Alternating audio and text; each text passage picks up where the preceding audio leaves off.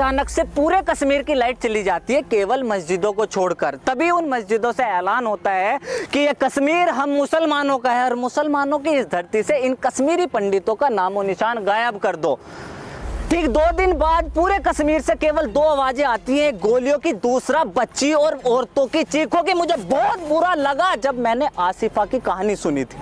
मुझे नींद नहीं आई। मैं पूरी रात ये सोचता रहा कि अपने इस गुस्से को अपने शब्दों में कैसे उतारूं। सुबह लोग सोकर नहीं उठे थे और 5 बजे सड़क पर मैं उस बच्ची के इंसाफ की वीडियो बना रहा था, लेकिन मुझे समझ नहीं आया कि पूरे कश्मीर में उन लाखों हिंदू कश्मीरी पंडितों की जो चीखें थी वो इस सेकुलर भारत को क्यों नहीं सुनाई थी। जिस तरह बाबरी मस्जिद को गिराया गया करोड़ों हिंदू की तरह, मुझे भी वो तरीका सही नहीं लगा। लेकिन जब कश्मीर में हजारों मंदिरों को तोड़कर उनकी दीवारों पे ये लिख दिया गया कि यहाँ एक बार पेशाब जरूर करें, हजारों मंदिरों पर सेकुलर भारत में सेकुलर सरकार के सामने किसी को कोई फर्क नहीं पड़ा। सरकारें नाम बदल रही थी और हम सरकार को गाली दे रहे थे। जब ताजमहल की बात हुई तो समझ नहीं आया क्या चाहते, लेकिन भाई साहब यकीन करना भारी हो गया जब देश के 2500 गांवों का नाम बदलकर उन्हें एक इस्लामिक नाम दिया गया। उस ताजमहल के लिए लड़ रहा था जिसे बनाने के बाद कटने वाले 20,000 हाथ हिंदुओं के थे। उस औरंगजेब ने जिसे हिंदू और सिखों के खून के नदी बहा दी, किसी को क्यों फर्क नहीं पड़ा जब आजाद भारत की रोडों का नाम एक ऐसे इंसान के नाम पर रखा गया। भगवान कसम, ये आज नागरिकता कानून आया तो पता चला ये भारत सेकुलर देश है। मैं भूल गया था कि बंटवारे के टाइम 1947 में तो संविधान था ही नहीं।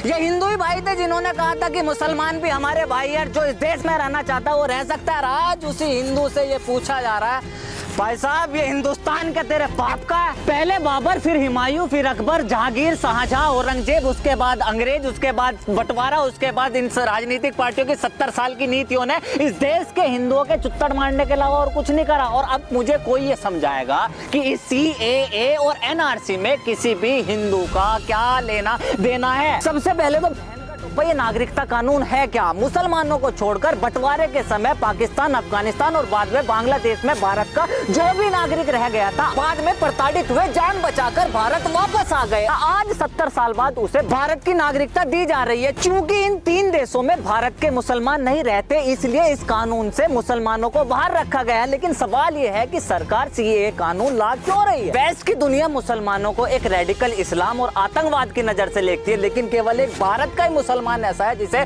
सख्त तो क्या कोई उंगली नहीं उठा सकता। भारत का मुसलमान पूरी दुनिया के मुसलमानों के लिए एक मिसाल है। लेकिन 26/11 का हमला हुआ और सारी कहानी बदल गई। 26/11 के हमले में लेकिन भारत का नहीं, पुलवामा के हमले में था लेकिन भारत का नहीं, उरी और पठानकोट के हमले में मुसलमान था लेकिन भारत का नहीं। ऐसे बहुत से दंगे थे जिसमें हिंदू का नाम था लेकिन वो हिंदुस्तानी नहीं था। फिर कौन है ये लोग जो भारत में रहकर यहाँ के मुसलमानों को बदनाम कर रहे हैं? कौन है ये लोग जो हिंदू नाम रखकर हिंदुस्तानी न होकर फिर भी यहाँ दंगे मचा रहे हैं? ऐसे ही लोगों के लिए ये सरकार NRC ला रही है। जो भी भारत का नागरिक है, खास करके मुसलमान भाई जिसे इन जिन्ना और नेहरू की औलादों ने डराया हुआ है, आपको किसी को भी NRC से डरने की जरूरत नहीं है। इन कांग्रेसी और ओवैसी जैसे लोगों ने एक बात कह दी कि सरकार आपसे डॉक्यूमेंट मांगेगी जो आपके पास नहीं है और ये आपको देश से बाहर निकाल देंगे। इतना सुनते ही आप लोग सड़कों पर उतर आए। इस देश के एक भी मुसलमान लिबरल सेकुलर ने इस विपक्ष से ये नहीं पूछा कि ऐसा वो कौन सा डॉक्यूमेंट है जो हिंदुओं के पास और आप मुसलमानों के नहीं है, क्योंकि NRC तो हिंदुओं पर भी लागू होगा। 70 साल तक इस सरकार ने